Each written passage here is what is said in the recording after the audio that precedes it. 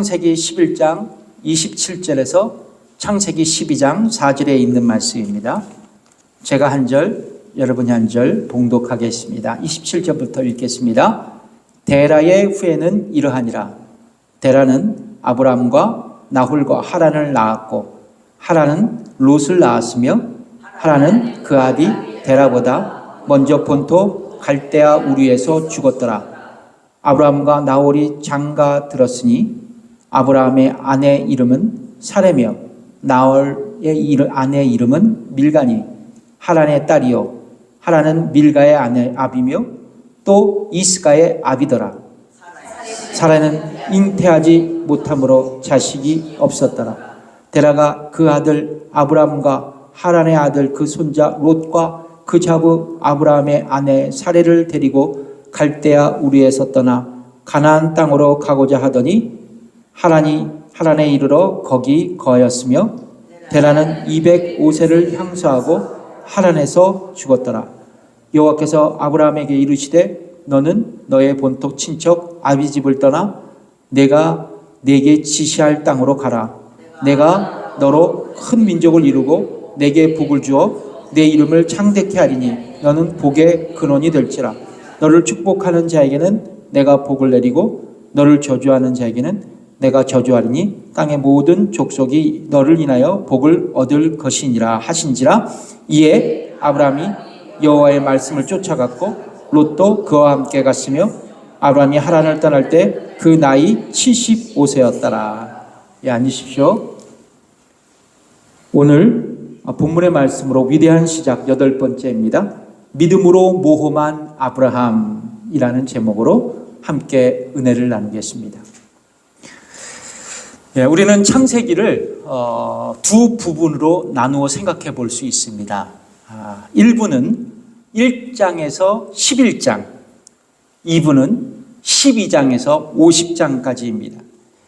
창세기 1장에서 11장까지는 원역사의 이야기입니다. 원역사의 이야기고요. 여기에는 4가지 사건이 기록되어 있습니다. 창조 이야기, 타락 이야기, 홍수 이야기, 바벨탑 이야기입니다. 창세기 12장부터 50장까지 제2부가 시작됩니다. 여기에는 족장 이야기가 기록되어 있습니다. 이곳에는 4명의 족장이 묘사되고 있습니다. 아브라함, 이삭, 야곱, 요셉입니다. 우리는 지난주 바벨탑 이야기를 나누면서 창세기 1부를 마쳤습니다. 이제 우리는 창세기 2부, 창세기 12장부터 시작되는 족장의 이야기, 첫 번째 인물 아브라함을 여러분 살펴보겠습니다. 창세기 3장에 보면 아담과 하와의 범죄로 인간은 하나님과 분리되어 살아가는 존재가 되었습니다.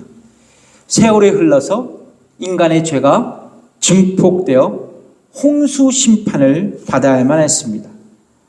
하나님의 은혜로 노아와 그의 가족들이 구원을 받았습니다. 그러나 노아 이후 인간의 죄는 더욱 깊어지고 확산되어져 갔고 홍수 심판에서 살아남은 세대들이 번성해서 신할 평지에 모여서 자신들의 영광을 위해 바벨탑을 쌓아 그 꼭대기를 하늘에 닿게 하려고 시도했습니다.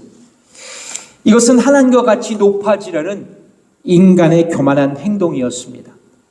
하나님은 이 바벨의 사람들이 자신들을 높이려는 것을 심판하시기에 친히 바벨탑에 내려오셔서 그들의 언어를 혼잡하게 하시고 이들을 온 지면에 흩으셨습니다.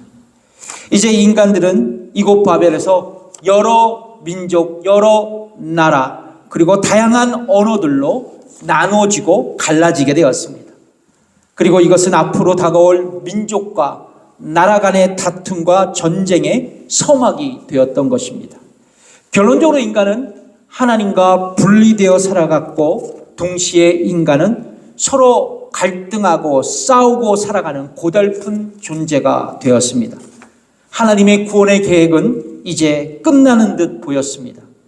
그러나 여러분, 인류를 향한 하나님의 구원의 계획은 여기서 멈추지 않으셨습니다.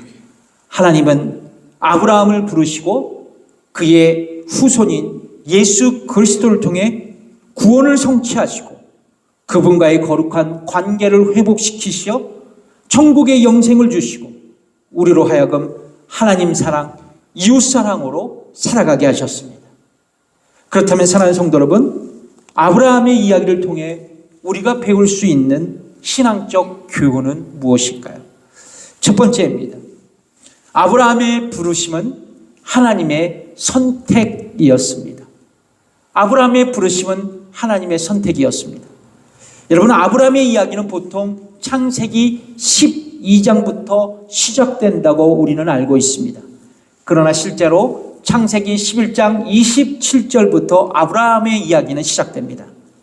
창세기 11장 26절에 보면 데라는 갈대아 우르에서 70세에 아브라함, 나홀, 그리고 하란을 낳았습니다. 그러니까 아브라함의 고향은 갈대아 우르입니다. 갈대아 우르. 한번 따라해 볼까요? 갈대아 우르. 여러분, 갈대아 우르는 지금의 보시다시피 이라크 남부 지역입니다. 고대 지명으로는 메소포타미아입니다. 이 지역에 고대에 수메르 왕국이 있었어요. 이 수메르 왕국에는 우르, 바벨론, 니느웨, 하란이라는 큰 도시가 있었습니다. 특별히 우르는 수메르 왕국의 수도였습니다. 캐피탈이었어요. 보시다시피 유프라데스 강 유역에 자리를 잡아서 우르는 농사짓기에 딱 안성맞춤인 도시였습니다. 고고학자들에 따르면 아브라함 당시 우르에는 약 25만 명 정도의 인구가 살고 있었다고 말하고 있습니다. 몇만 명이요? 25만 명. 많이 살았죠. 발군된 유적지를 통해 발달된 문명을 자랑하는 도시였음을 학자들은 추정하고 있습니다. 또한 우르에는 다양한 종교들이 성행한 종교적 도시였습니다. 달신이 있었고 태양신이 있었고 농업을 주관하는 신을 숭배하고 있었습니다. 이런 세속화된 도시에서 데라와 그의 가족들 아브라함이 살고 있었습니다. 성경에 보면 데라는 이곳 갈대아 우르에서 이방신을 섬겼다고 말씀하고 있습니다. 여호수아 24장 2절의 말씀인데요. 읽겠습니다. 여호수아가 모든 백성에게 이르되 이스라엘 하나님 여호와의 말씀에 옛적에 너희 조상들 곧 아브라함의 아비 나홀의 아비 데라가 강 저편에 거하여 다른 신들을 섬겼으나 데라가 강 저편에서 뭐를 섬겼다고요? 다른 신을 섬겼다. 또한 유대인들의 전승에 의하면 데라가 우상을 숭배했을 뿐만 아니라 우상을 만드는 자였다라고 그렇게 기록하고 있습니다. 결론적으로 데라와 아브라함 그리고 그의 가족들은 우상을 섬기고 숭배하는 이교도 가정이었던 것입니다. 근데 흥미로운 것은 하나님께서 다양한 우상을 만들고 우상을 숭배하며 갈대아 우르에서 살아가던 아브라함을 어느 날 그를 선택하시고 부르셨다는 것입니다. 사도행전 7장 2절에 이렇게 기록하고 있거든요. 읽겠습니다. 스데반이 가로되 여러분 부형들이여 들으소서. 우리 조상 아브라함이 하란에 있기 전 메소포타미아에 있을 때 영광의 하나님이 그에게 보이셨다고 말입니다. 여기서 메소포타미아는 어디라고요? 갈대아 우르. 갈대아 우르를 의미합니다. 여러분, 이 시점에서 우리가 중요한 교훈을 발견할 수 있습니다. 하나님께서 아브라함을 구원하시기 위해 자격이 없지만 그러나 그를 무조건 선택하셨다라는 것입니다. 동일하게 여러분, 하나님은 아브라함뿐만 아니라 우리도 구원하시기 위해서 창세전 저와 여러분을 무조건적으로 선택하셨다는 것입니다. 여러분 믿으십니까?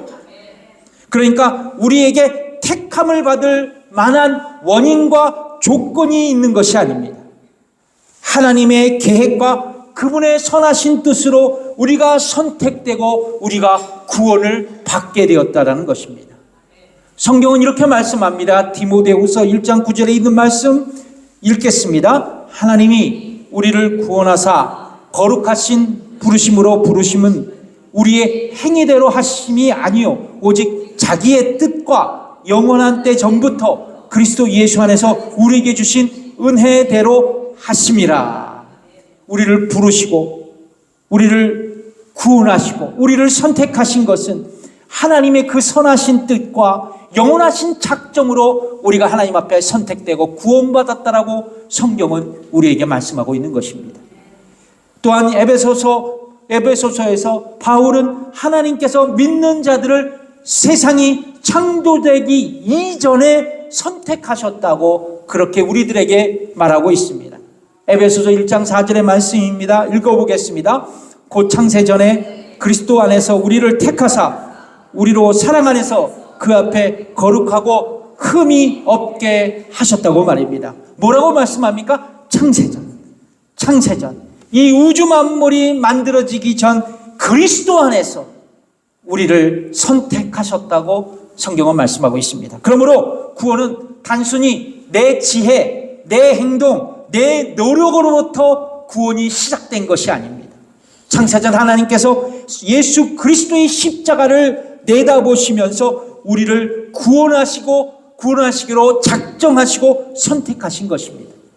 그러니까 하나님의 창세전 선택은 예수 그리스도의 십자가의 사건에서 성취되었고 이 십자가의 사람을 믿는 자마다 이 십자가를 바라보는 자마다 하나님은 구원받게 하셨던 것입니다. 하나님은 우리를 선택하시고 예수 그리스도 통해 우리를 구원해 주셨습니다. 그래서 우리에게 구원은 하나님의 선택이요 그분의 은혜인 것입니다. 한번 따라해 볼까요? 구원은 하나님의 선택이고 하나님의 은혜이다. 그렇다면 여러분, 하나님의 선택을 받은 우리는 어떻게 반응하며 살아가야 할까? 에베소서 1장 4절 마지막 부분에 뭐라고 말씀합니까? 거룩하고 흠없는 자로서 세상과 구별되어 살아가도록 하나님은 우리를 선택하고 구원하셨다라는 것입니다. 그러니까 예수님 앞에 서는 날까지 거룩하고 흠없는 인격적인 존재로 살아가도록 하나님이 우리를 선택하셨다는 거예요. 바꾸어 말하면 우리를 선택하시고 우리를 구원하신 하나님은 우리에게 어떤 목적을 갖고 계시냐? 예수님 앞에 우리가 서는 날까지 우리로 하여금 거룩하고 흠없는 인격적인 존재로 살아가도록 우리를 선택하고 구원하셨다는 것입니다. 그러므로 죄악된 세상에서 거룩한 삶을 살아가는 것, 예수님의 성품이 나의 인격이 되는 것은 곧 우리를 향하신 하나님의 선택의 목적이요 그분의 구원의 목적인 것입니다. 그리고 또한 우리의 영적인 거룩한 책무인 것을 잊지 마십시오. 이런 찬양이 있습니다. 이 세상을 살아가는 동안에 나의 힘을 의지할 수 없으니 기도하고 낙심하지 말 것은 주께서 참 소망이 되심이라. 하나님의 꿈이 나의 비전이 되고 예수님의 성품이 나의 인격이 되고 성령님의 권능이 나의 능력이 되길 원하고 바라고 기도합니다. 하나님의 꿈이 나의 비전이 되고 예수님의 성품이 나의 인격이 되고 성령님의 권능이 나의 능력이 되길 원하고 바라고 기도합니다. 아멘. 여러분, 예수님의 성품이 나의 인격이 되는 것은 내가 그리스도의 향기로운 편지가 되어 나의 이웃에게 선한 영향력을 미치며 살아가는 것입니다. 또한 성숙한 인격으로 살아가며 선한 영향력을 이웃에게 미치며 살아가는 것은 입술로 복음을 전하는 것만큼 아주 중요한 복음 전도의 능력이 되는 것입니다. 여러분, 내가 입술로 복음을 전할 수 없다고 고백하시는 분, 나는 지혜가 부족해서, 그리고 지식이 부족해서, 복음에 대해서 잘 몰라서 그렇게 입술로 복음을 전할 수 없다는 분, 여러분 꼭 기억하십시오.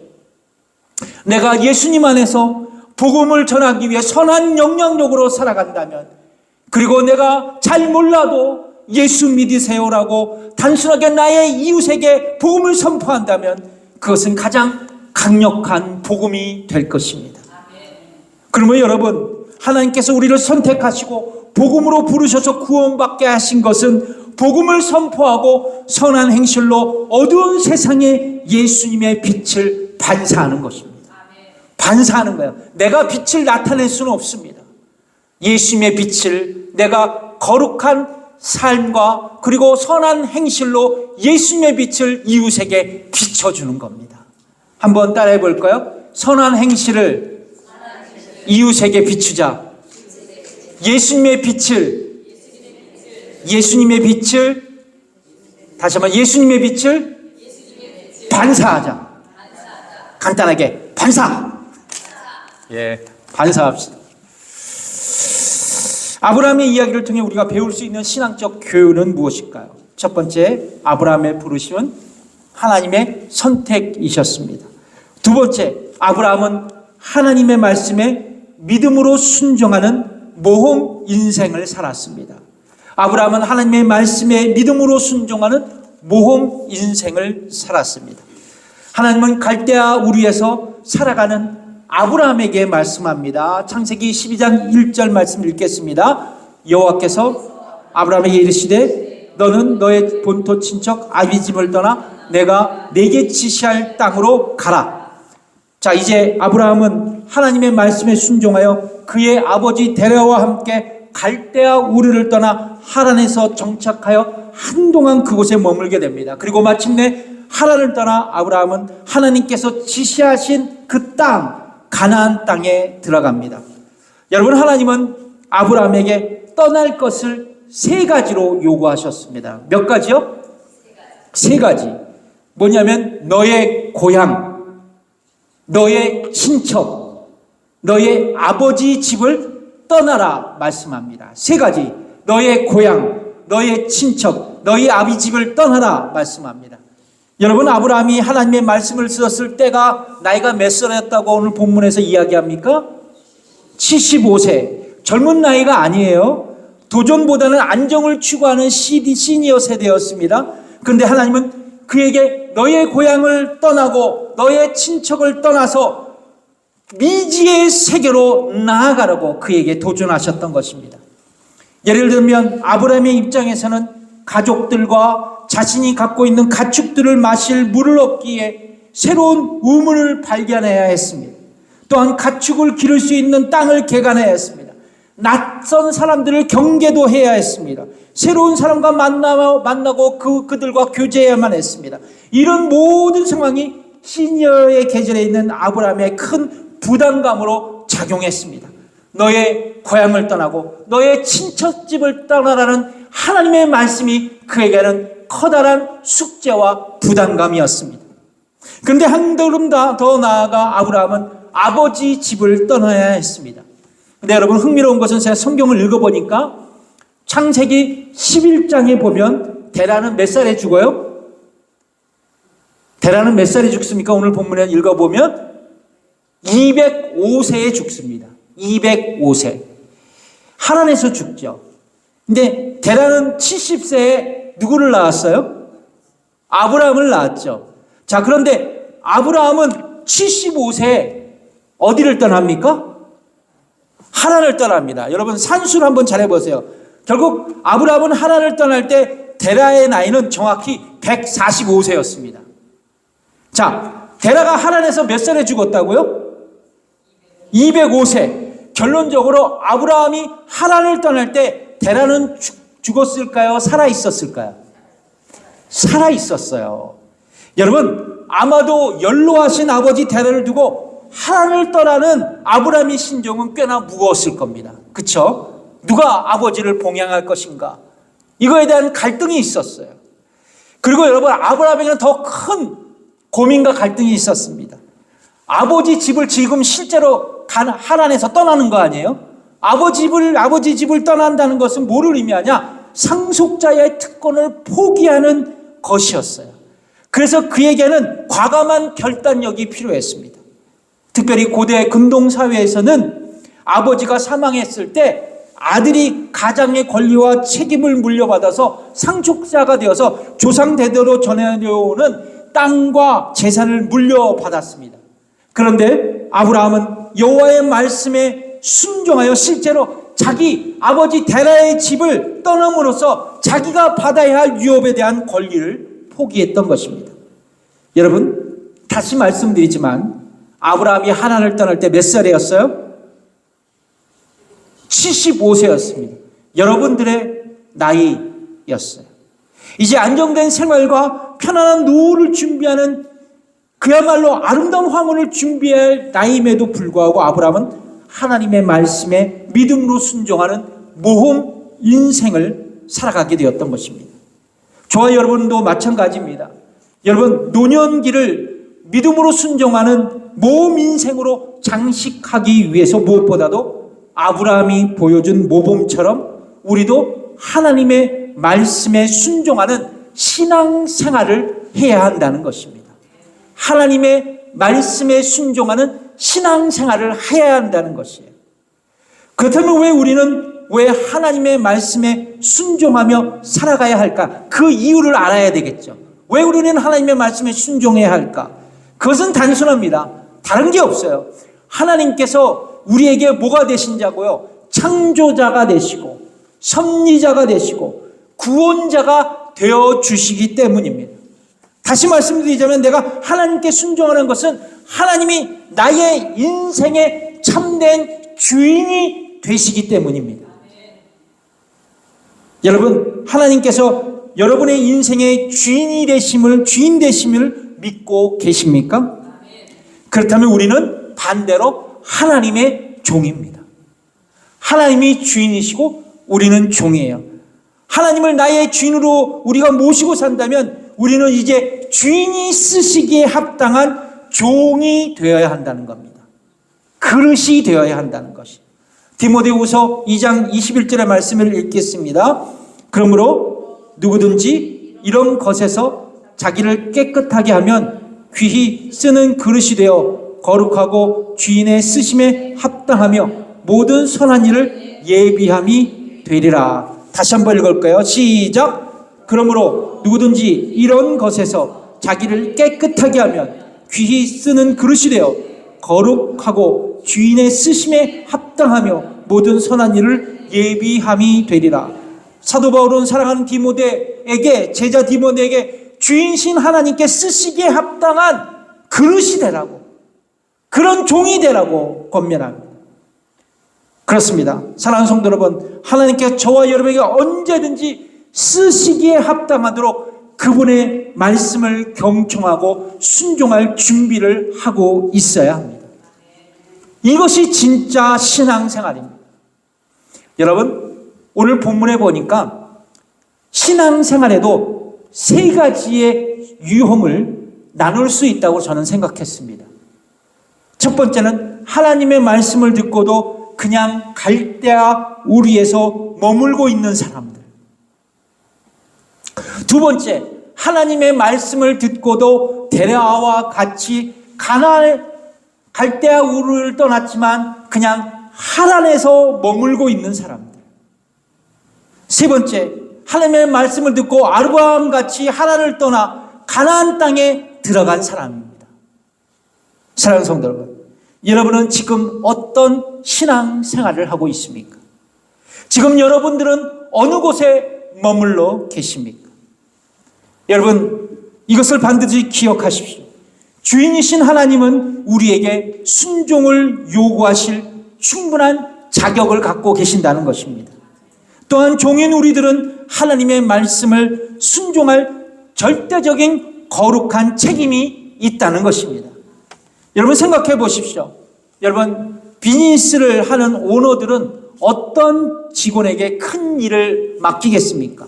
뭐 일 잘하는 직원, 능력 있는 직원, 머리가 좋은 직원, 성격 좋은 직원, 관계가 좋은 직원? 아닙니다. 오너의 기업 운영 방침에 동의하고 오너의 말에 절대적 순종을 하는 직원을 더 큰 일로 맡기는 것입니다. 하나님도 마찬가지입니다. 하나님은 순종하는 자에게 당신의 일을 맡기시고 당신의 일꾼으로 삼으십니다. 성도 여러분, 믿음으로 산다는 것은 무엇을 의미합니까? 신앙생활 한다는 것은 무엇을 의미합니까? 다른 게 없습니다. 하나님 말씀에 순종하며 하나님께 인정받아 부족하지만 주님께 쓰임받아 살아가는 아름다운 인생이 아닐까 생각합니다. 사랑하는 성도 여러분, 어느 날 한 청년이 성 프란세스 형제에 가입하고자 수도원을 찾아갔습니다.